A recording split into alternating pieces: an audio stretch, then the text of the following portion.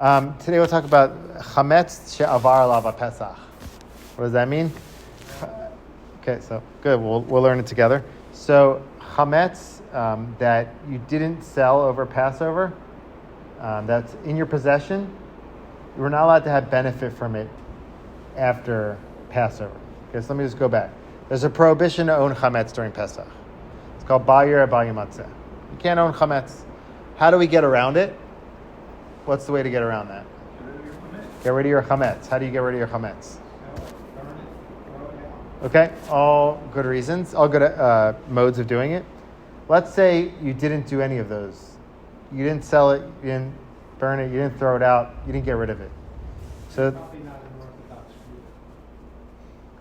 or okay, maybe you forgot too. You didn't nullify it also. You forgot to nullify it. So if you didn't do any of what?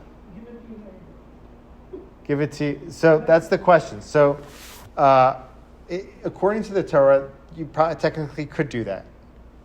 The sages said that any chametz that you didn't do any of those things to it, and you owned it throughout all of Passover, you can't use that chametz after Passover. It's called chametz she'avar alav HaPesach. Like chametz that was Passover passed over it, as if. And so it becomes a little bit complicated because let's bring a practical example.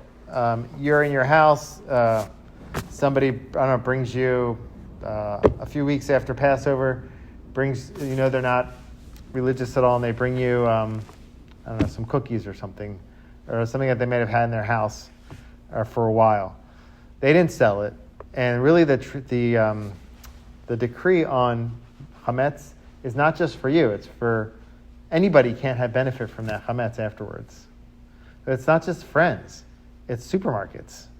Say a supermarket was owned by a Jew, and that Jew didn't sell the supermarket, which that is a common thing to sell a whole supermarket, sell sections of the supermarket. They didn't get rid of that chametz. We're not really supposed to partake of it or really benefit from it. So it's complicated. So how do you know? So a few more things on this. Number one is this was not established for kitniot. Okay, so legumes and rice and all those things, they're not chametz. So the sages didn't establish this law in regard to them.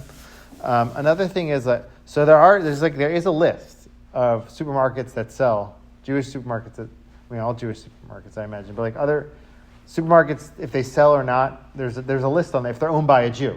But if it's not owned by a Jew, there's not a problem. But supermarkets are like chains that are owned by Jews. That can be a problem.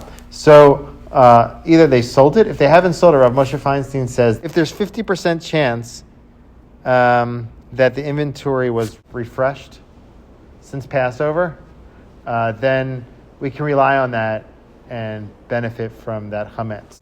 In an OU article I saw, they said until Lag BaOmer, which is like 33 days or so after Pesach. So that's some laws connected to that. So if you're going to the Jewish supermarkets here and you're getting stuff, so you're not really coming across that. But it's really important to not own chametz over Passover. The sages didn't establish this decree so that we would be careful to get rid of it. And then also decreed on other people benefiting from it, so like you wouldn't store all the chametz and then like sell it afterwards.